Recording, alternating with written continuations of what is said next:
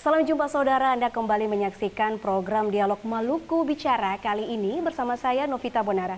Seperti biasa, selama kurang lebih 1 jam ke depan kita akan berdialog membahas topik-topik menarik yang pastinya akan menambah ruang informasi Anda. Dan kali ini spesial, hari ini merupakan tanggal 30 Mei 2025 di mana Wali Kota Ambon Bapak Bodewin Watimena bersama dengan Wakil Wali Kota Ambon Ibu Elito Isuta genap memasuki 100 hari kerja setelah dilantik oleh Presiden Republik Indonesia Prabowo Subianto tepatnya di tanggal 20 Februari 2025. Dan pastinya saudara, sepanjang 100 hari kerja ini yang dilakukan oleh Wali Kota Ambon bersama dengan Wakil Wali Kota Ambon, banyak sekali capaian serta program-program yang sudah dilaksanakan, bahkan sudah direalisasikan. Dan itu juga semua tertuang dalam 17 program prioritas Wali Kota Ambon dan Wakil Wali Kota Ambon periode 2025-2030. Dan untuk membahasnya lebih jauh lagi, saat ini sudah hadir bersama saya dan spesial hari ini di Ula Balai Kota Ambon, kita boleh hadirkan Bapak Wali Kota Ambon. Salam jumpa Pak Wali. Salam jumpa. Sehat Pak untuk agenda kali ini, hari ini Pak? Sehat, baik. Dan sudah hadir juga di sebelah Pak Wali ada Bapak Dr. Ruslan HS Tawari MSI, selaku Ketua Umum Ikatan Cendekiawan Islam Ijmi Organisasi Wilayah Maluku. Salam jumpa Pak. Sehat Pak? Salam jumpa, sehat. Baik. Agak sedikit batuk. Baik, dan tadi seperti yang tadi saya sudah sampaikan Pak, bahwa hari ini 30 Mei genap Bapak bersama Ibu Wawali bekerja selama 100 hari Pak. Bagaimana bisa diceritakan bahkan dijelaskan kepada pemirsa apa saja program-program bahkan capaian-capaian kerja yang sudah dilaksanakan Bapak bersama Ibu Eli selama 100 hari kerja ini. Silakan Pak. Iya, Mbak Novi, terima kasih. Assalamualaikum warahmatullahi wabarakatuh.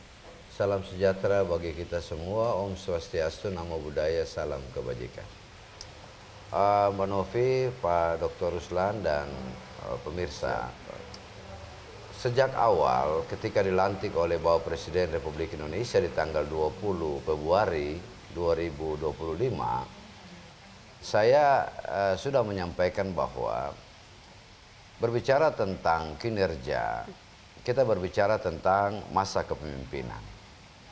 Karena itu ketika teman-teman media bertanya soal apa target 100 hari kerja, saya sampaikan bahwa bagi Beta dan Ibu Eli 100 hari kerja bukan ukuran bagi kami. Karena itu kami tidak menargetkan apapun di dalam 100 hari kerja, karena target kami adalah capaian visi misi program prioritas 5 tahun kepemimpinan kami.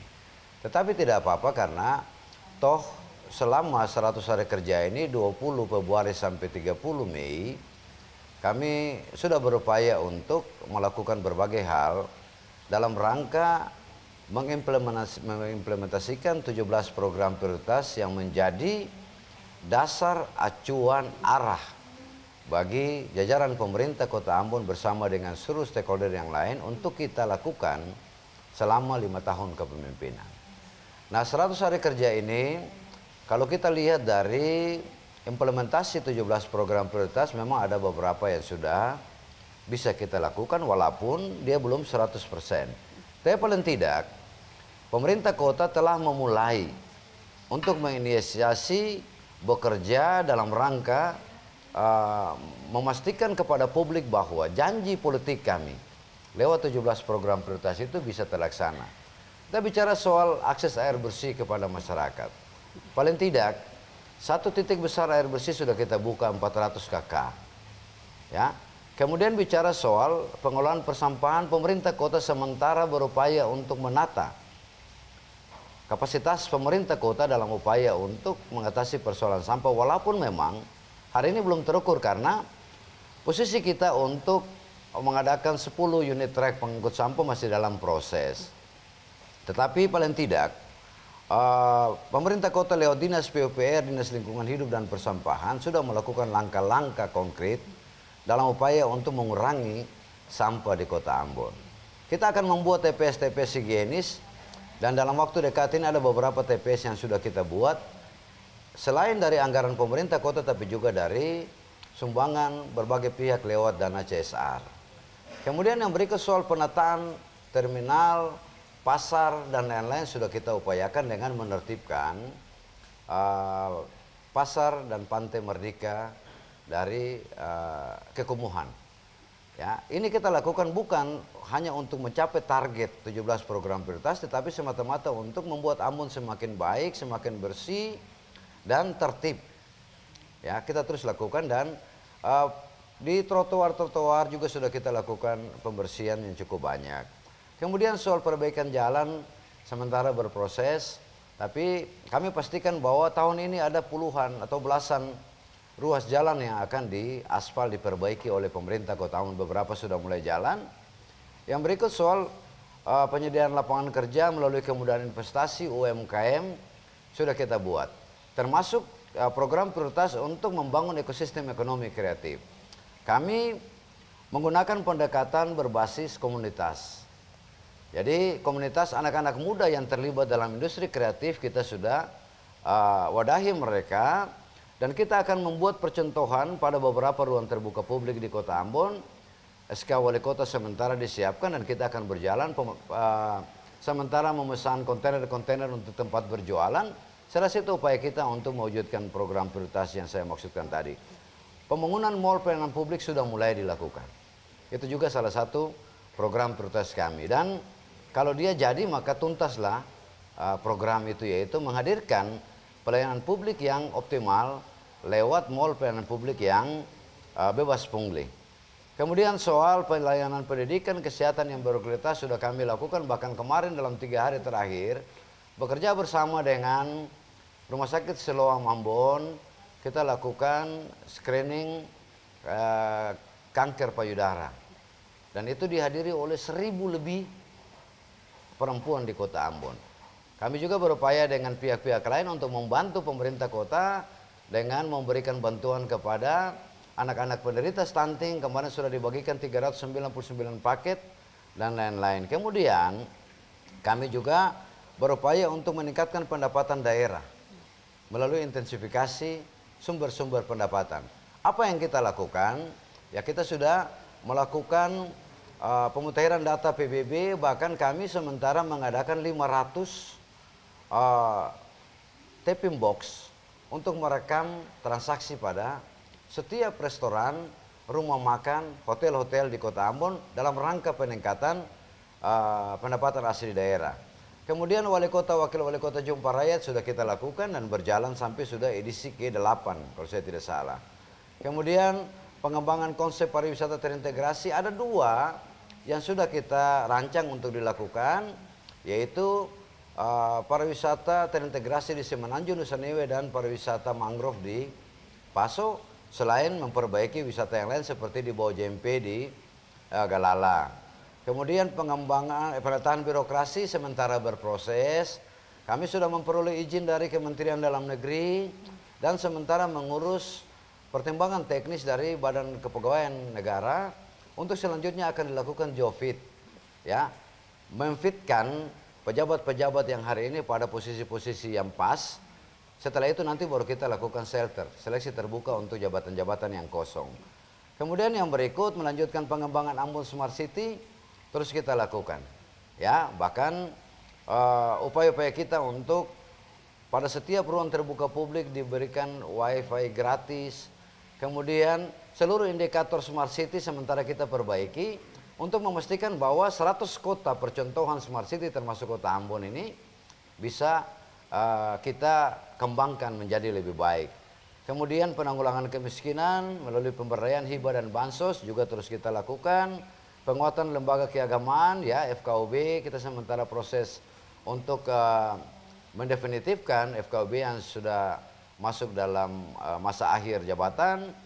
Kemudian insentif kepada tua agama, marbot dan penjaga wihara dan pura sudah berlangsung. Kita sementara pemutahiran data dan mungkin di bulan Juni ini akan diberikan insentif kepada mereka.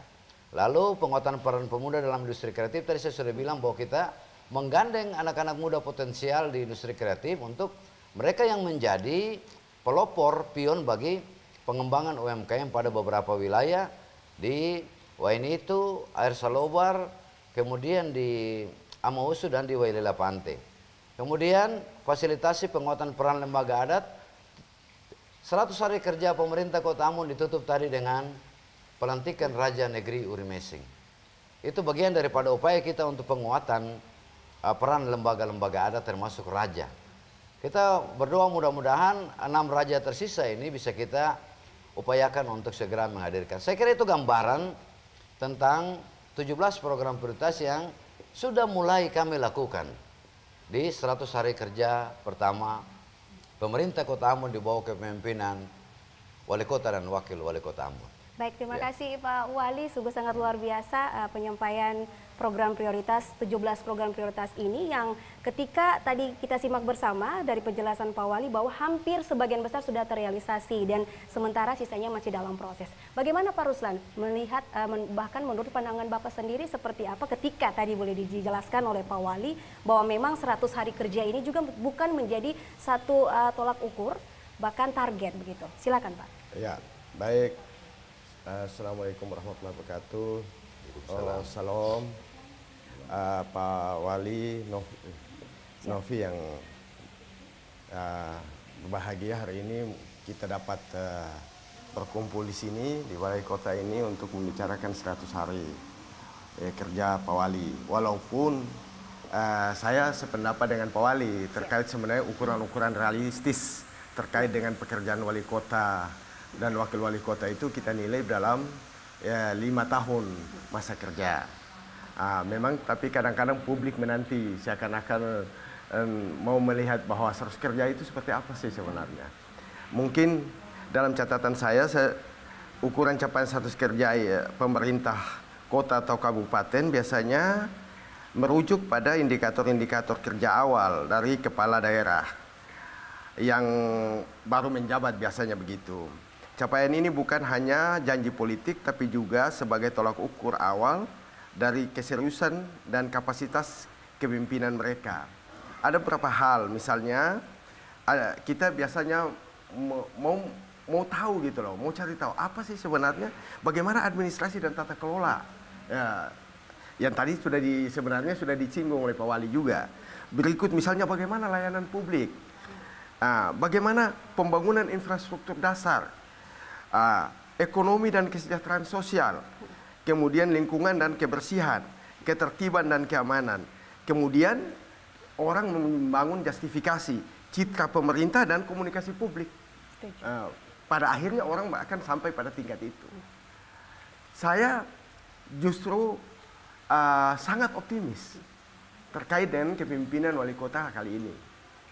Karena sebelum Pak Bodewin menjabat sebagai Wali Kota definitif, sesungguhnya Pak Bodewin ini pejabat Wali Kota yang menurut saya banyak hal terobosan yang telah diletakkan. Jadi pada hari ini sebagai Wali Kota definitif sesungguhnya ini hanya melanjutkan langkah-langkah strategis yang sebenarnya sudah dilakukan pada sebelumnya. Saya melihat satu hal yang fenomenal, misalnya pasar. Pasar itu sesuatu yang gaduh dari dulu. Ganti kepemimpinan, begitu aja pasar. Kemarin saya melihat bahwa kita mulai ada. Saya semalam bahkan mencoba, bisa nggak tembus yang orang ternyata saya tembus.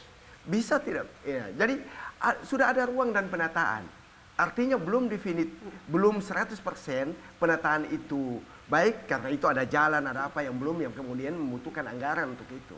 Tetapi mekanisme kerja dan kemudian upaya untuk membangun menata itu ada, udah mulai dirintis ke arah itu.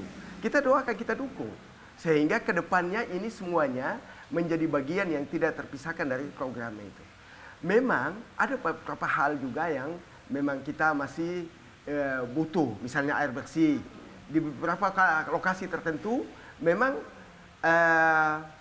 bukan karena tidak ada political will-nya, cuma teknisnya. Secara teknis, secara geografis ternyata air ini membutuhkan pekerjaan lebih. Misalnya saya lihat misalnya di Kapaha, di Kapaha itu tuh, padahal dia turunan, tapi warga di situ ada seputaran 200 kakak misalnya itu nggak dapat air bersih, dia selalu mati gitu. Jadi menurut saya teknis, tapi bagian-bagian sampingnya oke. Itu misalnya. Kedua, ada berapa kantong-kantong kota yang memang sebenarnya lorong-lorong itu jadi kumuh ketika kita tata yang memang. Tapi kan kita tidak boleh simsalabim ada kadabra kan, satu-satu kita tata. Saya yakin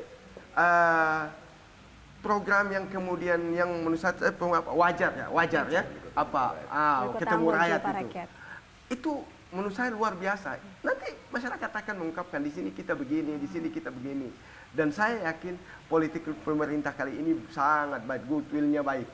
Jadi mudah-mudahan ke depan kita berharap bahwa hal-hal yang secara teknis ini dia belum dilakukan itu bisa dikejar untuk kemudian perlahan-lahan dibersihkan.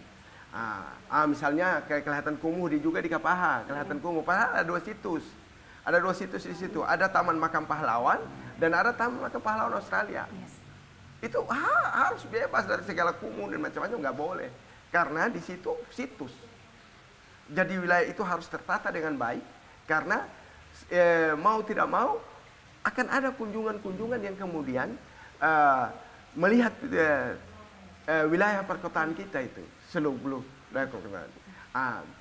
Mungkin juga misalnya di atas, di samping pom bensin yang ada gambar sama pahlawan yang mulai pudar, mungkin perlahan-lahan. Tapi hal besar itu menurut saya itu indikasi besar itu pasar. Penataan pasar itu indikator besar dan itu menjadi perbincangan publik yang luar biasa. Mungkin saya juga mengajak Pak Wali Kota, mungkin kita bisa kolaborasi juga dengan perguruan tinggi. Sehingga penataan-penataan kota dan sebagainya itu bagian juga tanggung jawab juga dengan misalnya masyarakat akademik. Sehingga kita bersama-sama, mungkin kolaborasi-kolaborasi ini akan perlu kita tingkatkan ke depan. Saya pikir itu ya. Baik, luar biasa sudah disampaikan beberapa program yang sudah dilaksanakan dan yang sangat luar biasa yang diapresiasi oleh Pak Ruslan salah satunya adalah penataan pasar dan kawasan terminal. Saya kembali ke Pak Wali nih Pak. Bagaimana Pak ketika kita melihat penataan pasar ini bahkan bukan dari kepemimpinan Bapak saja, sudah beberapa tahun yang lalu berganti pemimpin menjadi suatu persoalan yang selalu menjadi perbincangan publik dan susah mencari solusinya. Bagaimana Bapak membangun sinergitas dengan stakeholder terkait, bahkan pemerintah provinsi untuk menuntaskan masalah ini Pak? Silakan. Ya, jadi kita pahami bahwa setiap persoalan itu butuh kerja bersama. Butuh sinergi, butuh kolaborasi antar seluruh pihak karena pemerintah kota tidak akan mampu bekerja sendiri.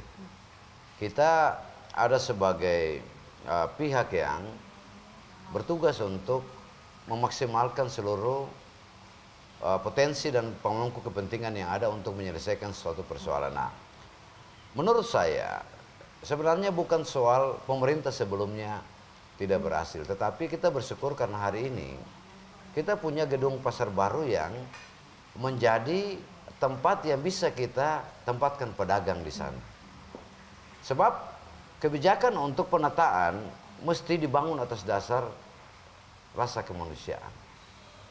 Saya rasa tidak ada pemerintah yang ingin menyengsarakan rakyatnya.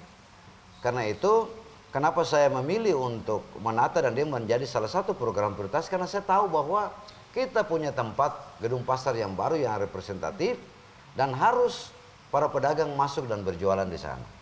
Nah karena itu sebelum dilakukan penataan kami berapat berkali-kali bahkan puluhan kali dengan seluruh pemangku kepentingan termasuk pemerintah provinsi lewat Dinas Perindustrian dan Perdagangan, TNI, Polri, paguyuban dan semua pihak yang terkait. Nah saya mengambil keputusan bahwa ini harus dilakukan penataan untuk kebaikan kita bersama. Mari kita lihat apa kebaikan bersama itu. Pemerintah bertugas menata dan kita ingin kota ini menjadi tertib, rapi, bersih. Tanggung jawab pemerintah juga adalah melindungi para pedagang. Saya mau bilang bahwa pedagang di Kota Ambon yang selama ini berjualan di badan jalan, di dalam terminal ini semua dieksploitasi oleh orang-orang yang tidak bertanggung jawab. Kepada mereka dipungut biaya yang luar biasa besar. Karena itu efeknya adalah inflasi di Kota Ambon ini susah sekali untuk kita turunkan. Karena apa? Pedagang memilih untuk menaikkan harga jualan, memecahkan kangkung yang besar, bayam yang besar menjadi ikatan-ikatan yang kecil hanya untuk memastikan bahwa ketika mereka ditagih oleh pihak-pihak yang tidak bertanggung jawab ini, mereka punya uang untuk membayar. Mereka betul-betul dieksploitasi luar biasa. Karena itu kami memutuskan untuk masukkan mereka ke Gedung Putih, Gedung Baru, supaya mereka terhindar dari pungutan-pungutan liar itu. Nah, kami sudah mengaktifkan Saber Pungli, sapu bersih pungutan liar Kota Ambon. Isinya adalah pemerintah Kota Ambon, kepolisian, TNI, dan Kejaksaan Negeri. Untuk apa? Ini memberantas pungli-pungli yang ada di Merdeka. Nah, kemudian yang berikut, kami berterima kasih karena kebijakan ini didukung oleh seluruh pihak, termasuk para pedagang sendiri. Pedagang ini mereka orang-orang baik. Mereka hanya memikirkan bagaimana bisa berjualan, bisa mendapatkan keuntungan untuk memenuhi kebutuhan hidup mereka. Yang kita lawan hari ini adalah premanisme, kita lawan adalah pelaku-pelaku pungli. Nah, kita berharap nanti pemerintah kota punya konsep yang bagus untuk penataan Jalan Pantai Merdeka ini di tahun depan. Saya sudah bilang bahwa kita akan bangun Pasar Papalele. Papalele Square yang bukan saja untuk memastikan bahwa ketompun tanta-tanta dari gunung ini bisa mendapatkan tempat berjualan yang layak. Karena mereka hari ini menjadi orang-orang yang tersolimi. Kita menyediakan tempat bagi mereka sekaligus dia bisa menjadi kawasan heritage. Ya, menghidupkan kembali warisan-warisan budaya kita dulu-dulu. Tanta Papalele dengan kain kebaya. Ya, ini akan membuat kita kembali menghidupkan nilai-nilai kearifan lokal. Yang berikut kita akan bikin 2 wilayah besar di pantai untuk pusat kuliner malam. Sekaligus tempat parkir di atas. Sehingga motor-motor tidak lagi parkir di badan-badan jalan. Konsep ini sudah kita buat dan siap untuk dieksekusi di tahun depan. Tahun ini kita akan dalam beberapa waktu ke depan akan lakukan reklamasi untuk menyambung dataran di trotoar ke Pasar Apung. Jadi akan menjadi sebuah area yang cukup besar untuk nanti Papalele Square di situ berdiri dan tempat parkir di belakangnya. Jadi supaya tidak lagi parkir di badan jalan. Saya kira itu konsep kita untuk penataan Pasar Merdeka dan kita yakin bahwa tahun depan Ketua akan melihat Jalan Pantai Merdeka yang berubah. Dia akan mempercantik kota menjadi ikon Kota Ambon, tapi sekaligus membangun rasa memiliki kesadaran masyarakat supaya mereka tidak buang sampah di laut, mereka tidak pungli, mereka tidak melakukan kegiatan-kegiatan yang merugikan kelompok masyarakat yang lain. Baik. Gitu. Baik, kalau tadi memang adanya sinergitas dengan stakeholder termasuk pedagang, ada tawaran dari Pak Ruslan mungkin dari masyarakat akademisi bisa bergabung, bagaimana Pak Wali? Itu pasti. Jadi begini, membangun kota ini kan kita butuh konsep. Butuh konsep secara ilmiah yang bisa kita konkretkan di lapangan. Nah, beta rasa kemarin dalam dialog bersama dengan salah satu pakar pembangunan wilayah ya, perkotaan ya, akademisi, itu luar biasa pemikirannya bahwa kita bicara soal penataan suatu kawasan, kita lihat soal tindakan yang kita lakukan, tetapi dampak ekonomi, dampak sosial, dampak sosiologi, yang lain-lain mesti dipikirkan. Jadi tidak sebatas soal mengambil kebijakan. Karena itu dasar pengambilan kebijakan mesti dilakukan dengan hasil telaan kajian yang mendalam terkait dengan faktor-faktor atau dampak yang akan ditimbulkan dari proses penataan, dan itu bidangnya para akademisi. Dan saya yakin saya senang sekali dan saya rasa kita konkretkan dalam bentuk MOU untuk karena kota ini sudah sebenarnya kita punya peran akademisi sudah jalan di soal kita menetapkan RT RW dan juga rencana detail tata ruang.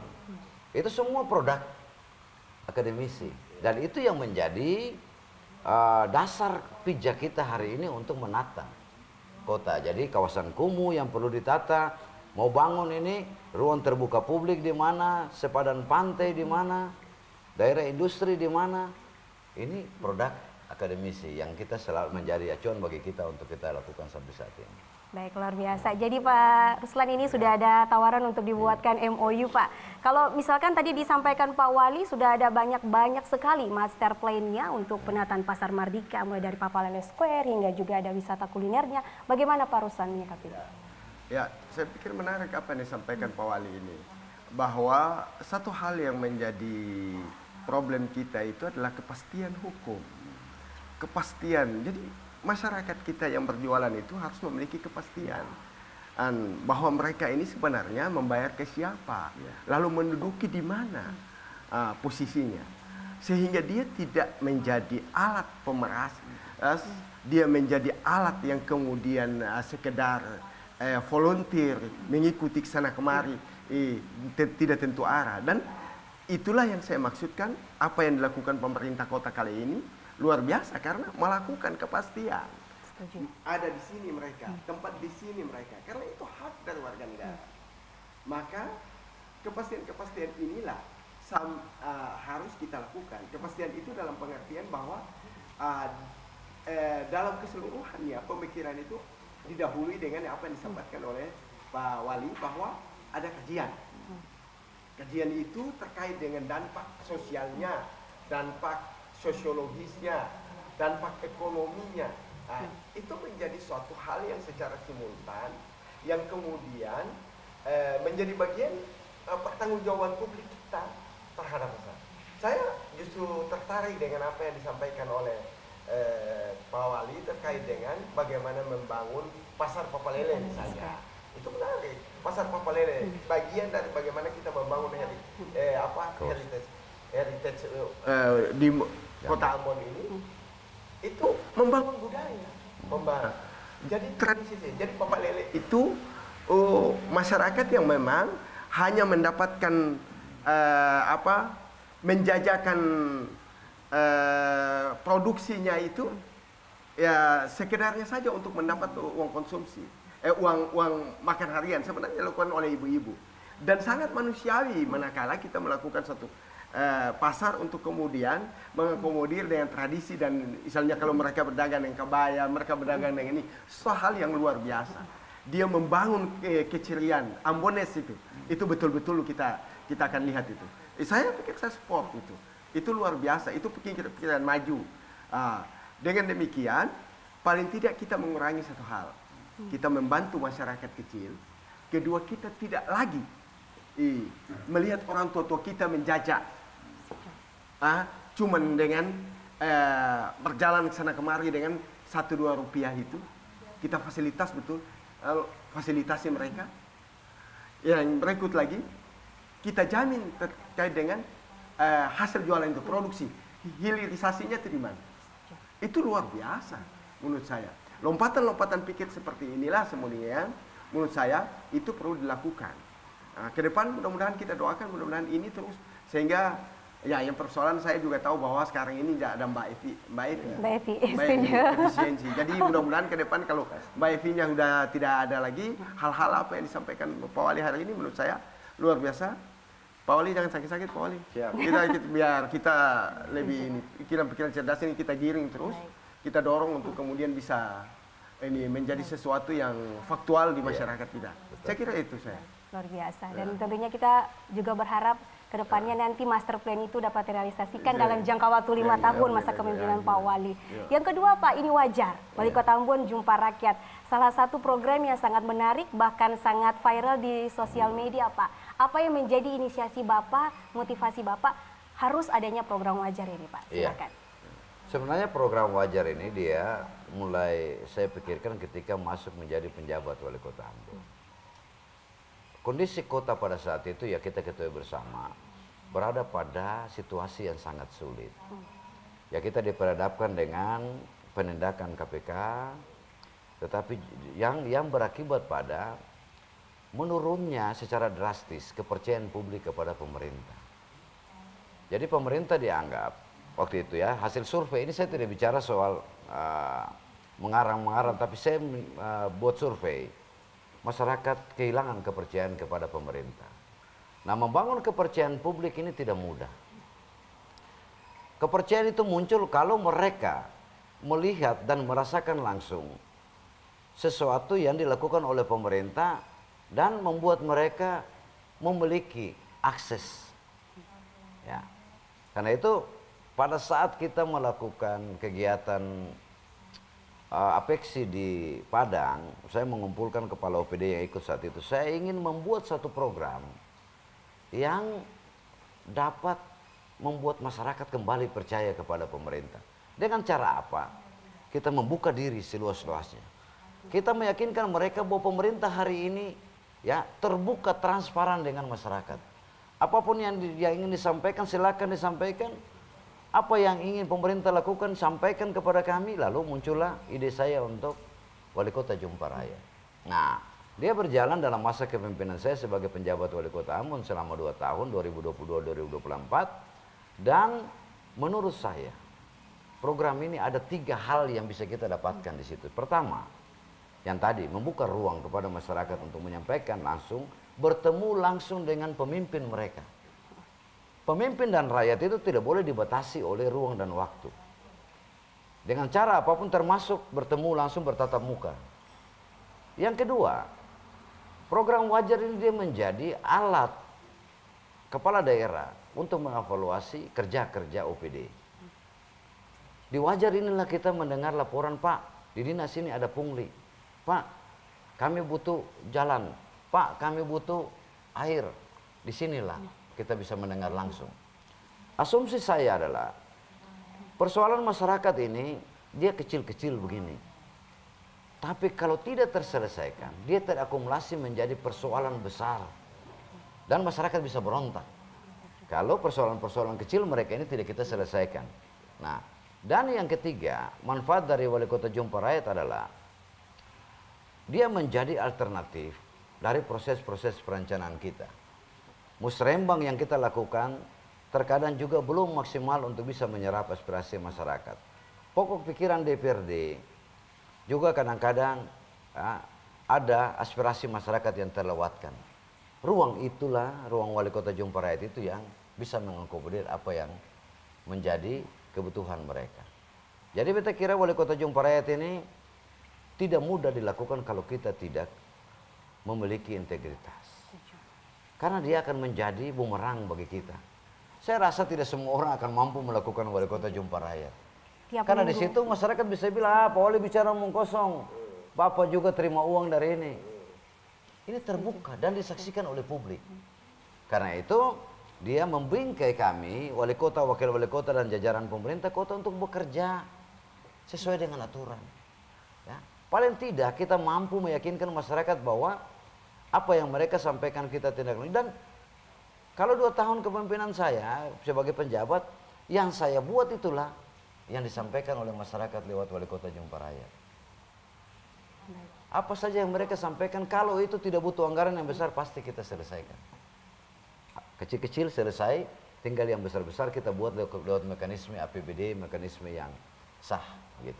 Bagaimana menurut Pak Ruslan? Ya, menarik sebenarnya ini. Jadi memang sebenarnya ini instrumen, Wajar ini instrumen. Wali Kota Jumpa Rakyat itu satu instrumen mulut dan telinga pemerintah. Jadi kalau kita mengenal lembaga-lembaga terkait dengan lembaga perwakilan dan sebagainya, ada kegelisahan juga. Ada sesuatu yang kadang-kadang mandek ketika aspirasi masyarakat itu tidak tersampaikan secara legal. Maka sebenarnya apa yang dilakukan Wali Kota ini mendekatkan diri untuk mendengarkan kebutuhan masyarakatnya. Itu sesuatu yang menurut saya harus kita apresiasi dan itu luar biasa. Karena tidak menutup kemungkinan bahwa itu senjata makan tuan.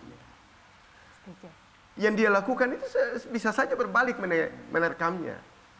Tapi saya tidak mau membahas yang seperti itu. Lebih konkretnya sebenarnya, prinsip pembangunan itu sebenarnya jangan sampai gajah di seberang lautan nampak, semut seberang lautan nampak, gajah di pelupuk mata tidak nampak. Ada air kurang di sini, tidak pernah dibahas. Ada sesuatu yang tadi Pak Wali bilang kecil-kecil itu. Sebenarnya itu menurut saya gajah di depan mata. Problematika masyarakat yang dihadapi di depan kita, itu tidak mampu kita tangkap. Kita terlalu letterlek membaca tentang seluruh yang dokumen-dokumen yang itu tidak. Nah sekarang ini mencoba untuk melakukan pendekatan itu. Dan saya pikir kalau saya nanti jadi ke depan mau calon apa, saya pakai ini, metode ini. Oh, saya izin sama Pak Wali Kota pakai metode ini. Wajar ini untuk kemudian mendekati konstituennya. Dan saya pikir itu sesuatu yang lumrah dan baik sekali. Saya jangan sampai bosan-bosan untuk jumpa rakyat. Gitu. Karena sebenarnya dengan menjumpai rakyat itu sebenarnya secara politik sebenarnya masyarakat merasa dekat dan tidak perlu gelisah. Menjamin bukan cuma sekedar menjawab kebutuhannya, tapi menjawab terkait dengan keamanannya. Dia merasa pemerintah ada di tengah-tengah dia, pemerintah memantaunya, pemerintah melihat secara langsung. Sehingga kegelisahan itu dengan sendirinya jauh dari masyarakat kita. Karena problematika masyarakat kita ini sebenarnya intinya cuma mereka merasa bahwa ini tidak diperhatikan. Kok ini padahal hal kecil. Mereka sebenarnya bisa melakukannya. Tetapi mereka seakan-akan menunggu pemerintah untuk mau, misalnya parit tersumbat. Sebenarnya itu mereka.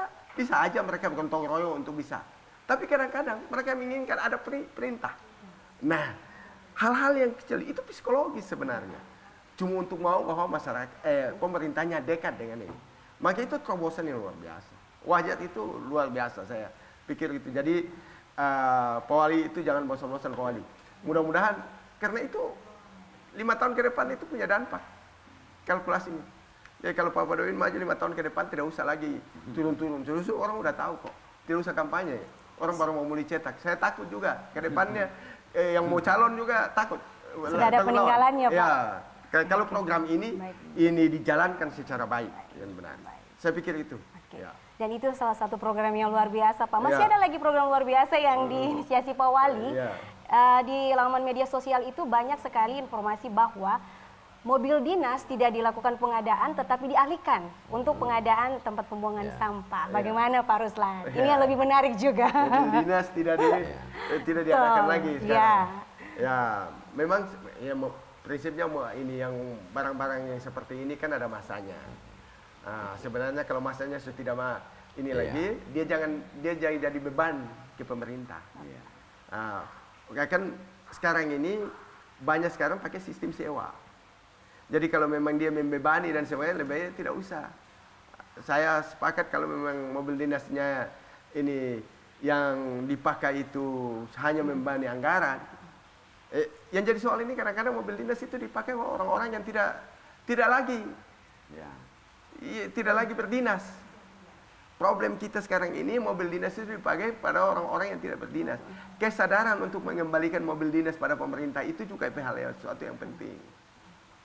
Nah, saya tidak tahu problematika di Kota Ambon apakah seperti itu atau tidak. Tapi di banyak tempat yang lain itu kebanyakan mobil dinas dipakai oleh orang-orang yang tidak berdinas lagi. Tidak memiliki jabatan, tapi kita tidak punya kemampuan untuk mengambilnya.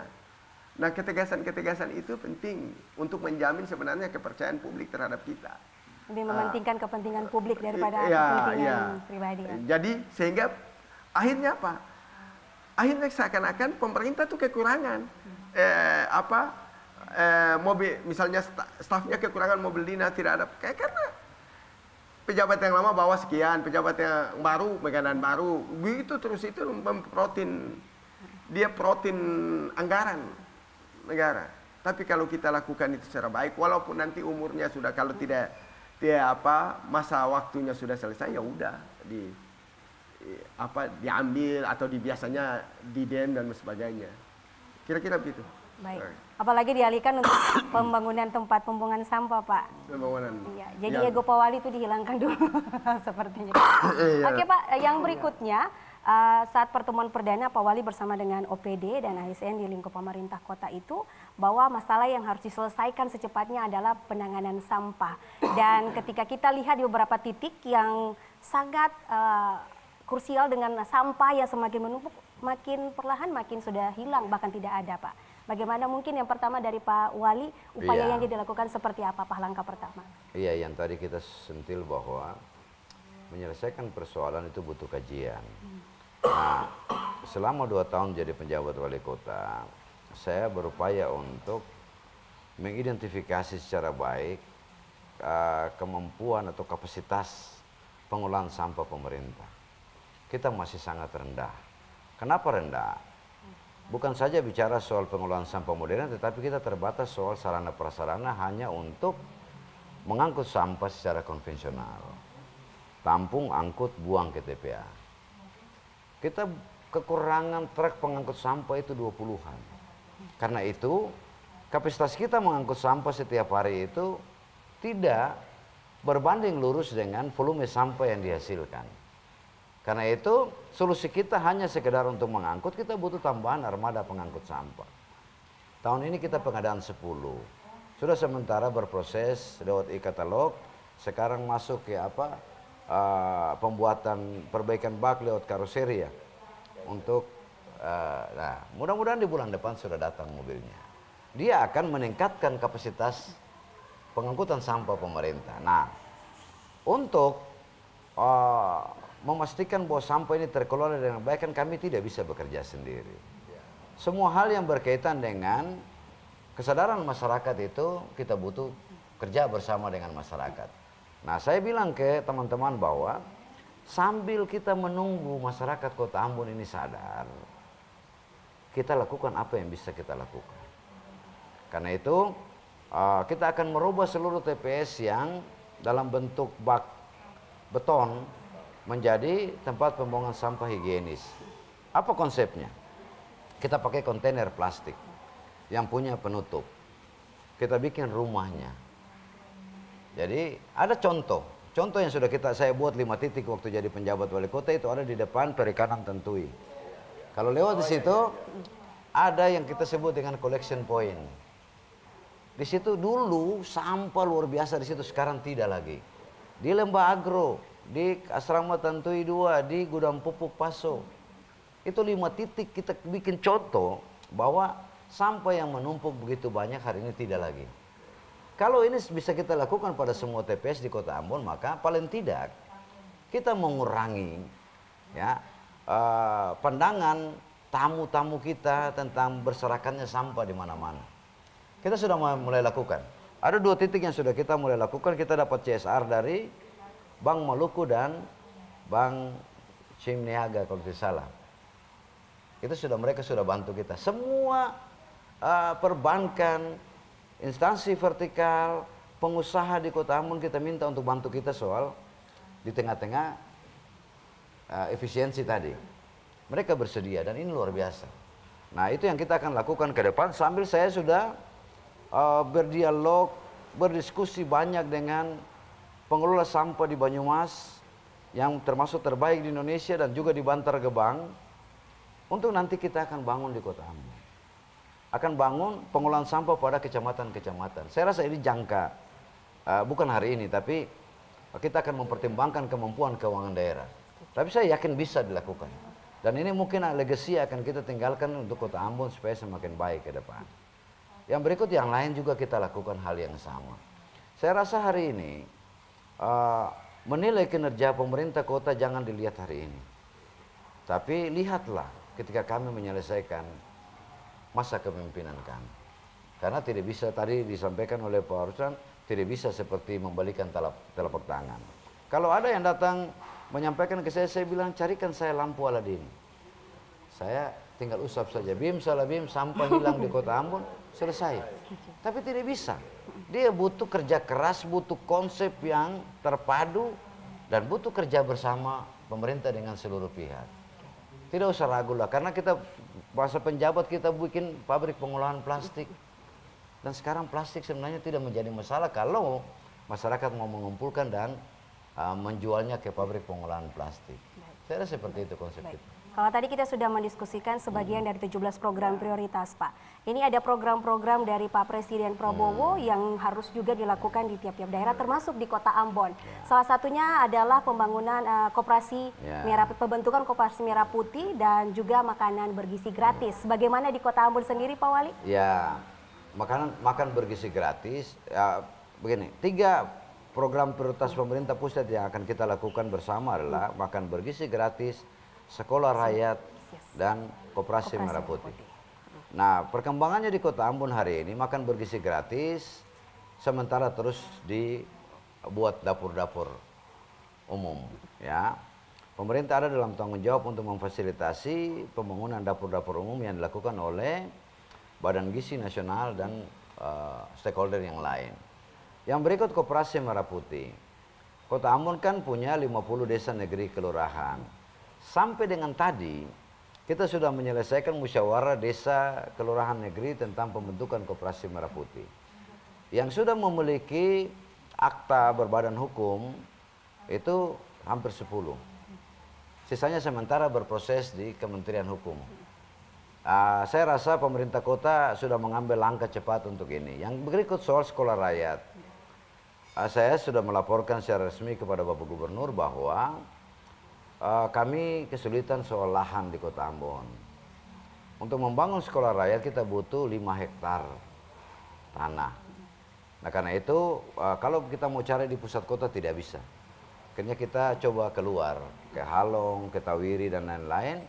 Sementara kita lakukan upaya itu, mudah-mudahan lahan 5 hektar itu bisa pemerintah kota sediakan untuk dibangun sekolah rakyat sesuai dengan program prioritas Pak Prabowo Gibran. Saya rasa hari ini pemerintah kota memastikan bahwa seluruh program pemerintah pusat lewat Asta Cita dan program pemerintah provinsi lewat Sabta Cita, pasti kita akan berusaha untuk melakukan yang terbaik, mendukung, merealisasikan apa yang menjadi program pemerintah pusat dan pemerintah provinsi, sambil kita juga menuntaskan program prioritas pemerintah kota. Ya, baik Pak Wali, mungkin terkait sekolah rakyat yang menjadi masalah adalah lahan, sudah berbicara dengan pemerintah provinsi. Ya. Untuk bocorannya Pak, kira-kira penyediaannya kalau misalkan ada lahannya itu di mana Pak untuk Kota Ambon? Kami rencana untuk Kota Ambon di Halong. Di Halong. Halong di samping gereja Rock ke sana tuh, kan itu ada masih lahan kosong. Kalau pemerintah provinsi kalau tidak salah sudah di kawasan Hiti-Hiti Hala-Hala tuh yang di Latiri. Nah kami ya harus mendukung, dan karena itu kami berupaya untuk mencari. Nanti kalau sudah tersedia pemerintah kota akan beli lahannya, lalu kita pastikan pemerintah pusat bisa membangun sekolah rakyat di sana. Baik. Untuk makanan bergizi gratis Pak Wali? Makanan bergizi gratis terus berproses, kan sudah beberapa. Sudah di launching dan beberapa wilayah sudah mulai beroperasi, kan sudah mulai berjalan. Kami kan prinsipnya begini, apa yang menjadi tanggung jawab pemerintah kota kita lakukan. Karena ini kebijakan yang sifatnya terpusat, tanggung jawab kami lakukan.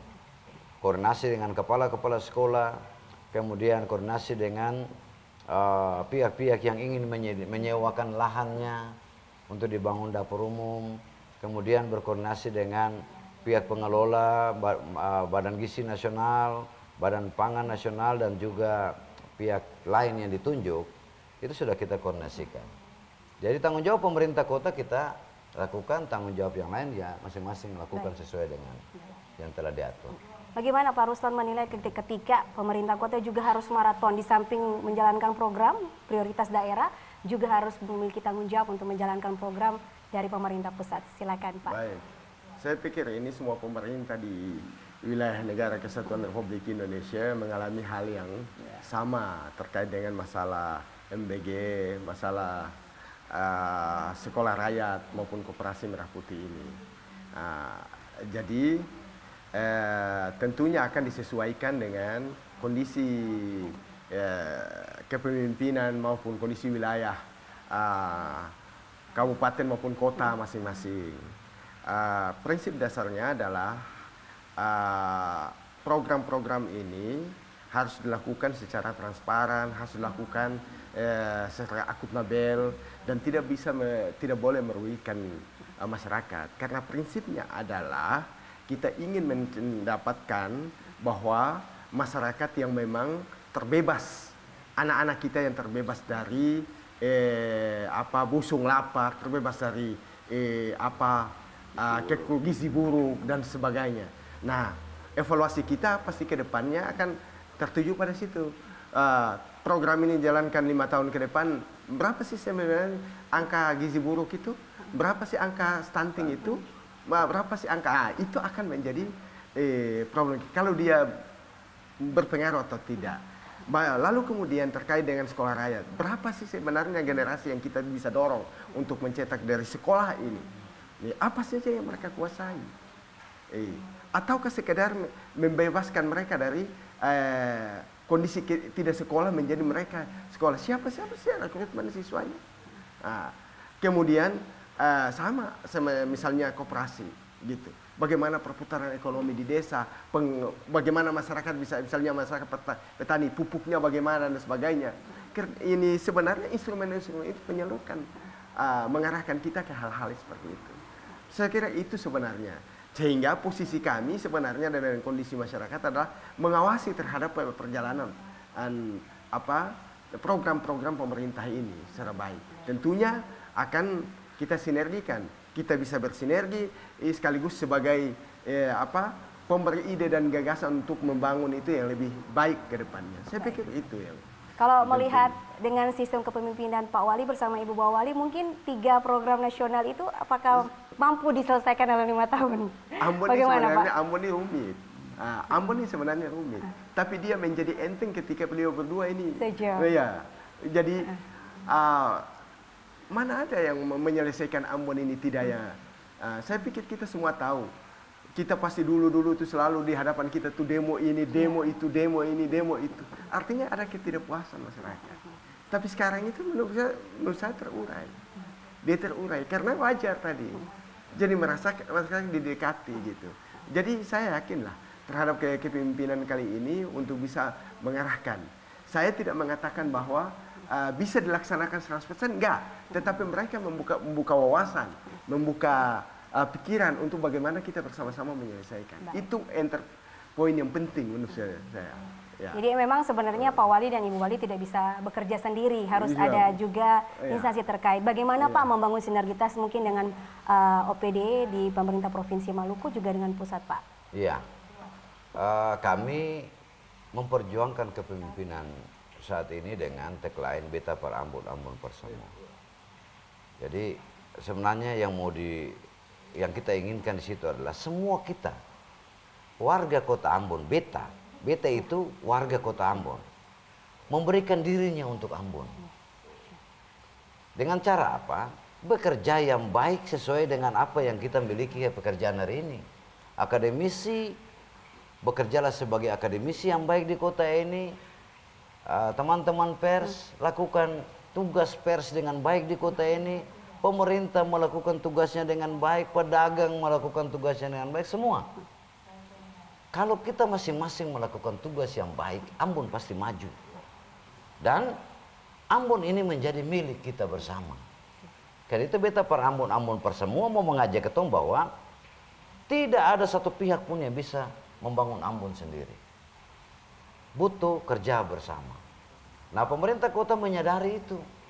Karena itu dalam setiap kesempatan saya selalu bilang, mari dalam kedudukan apapun kita hari ini, jabatan kita, status sosial kita terpanggil untuk membuat Ambon semakin baik. Kita terpanggil untuk mencetak sejarah hari ini bahwa kitalah pelaku-pelaku sejarah perubahan, perbaikan bagi Ambon. Ya, kita bicara Ambon dalam unity, sebuah kesatuan. Tidak dilihat dari aspek-aspek yang sektoral, yang mementingkan suku, agama, ras, golongan, tidak. Ambon harus dilihat sebagai sebuah entitas yang wajib diperjuangkan oleh kita bersama, apapun latar belakang kita. Nah, karena itu semua harus bergerak bersama. Ya, saya selalu membuat narasi bergerak bersama per Ambon Pumbai. Ya, par Maluku Pumbai, par Indonesia Pumbai. Artinya apa? Mari kita lakukan yang terbaik hari ini. Kalau bukan hari ini apa tempo lagi kita mau bikin Ambon jadi baik. Bahwa tidak akan 100% iya. Tapi paling tidak kita meletakkan dasar-dasar yang baik. Ya, menginisiasi perubahan yang baik bagi kota ini ke depan.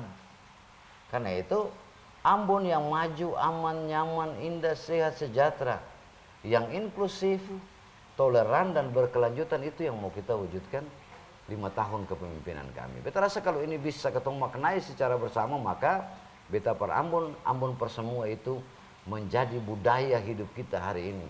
semangat hidup kita untuk masing-masing berbuat bagi kebaikan Ambon. Baik.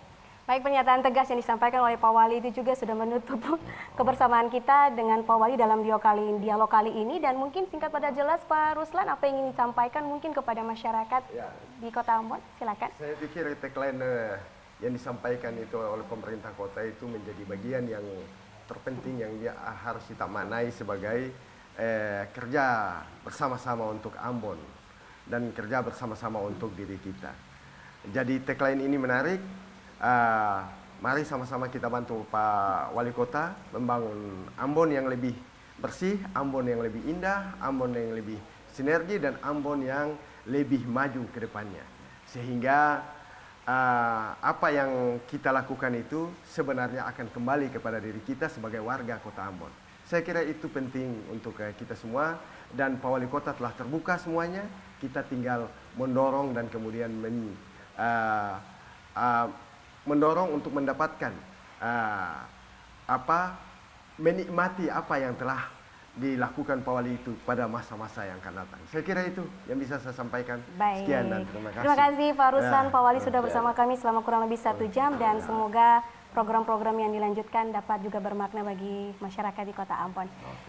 Baik saudara, itulah tadi bincang-bincang kita, dialog singkat dengan Pak Wali Kota dengan juga Pak Ruslan, dan tentunya kami berharap dengan kepemimpinan Pak Wali dengan Pak Ibu Wakil Wali Kota Ambon, Ibu Elitoy Suta, dapat juga mesejahterakan masyarakat Kota Ambon tentunya dengan 17 program prioritas yang sementara dan sudah dilaksanakan. Akhirnya saya Novita Bonara pamit undur diri. Terima kasih, sampai jumpa. Beta per Ambon, Ambon Parsamuan.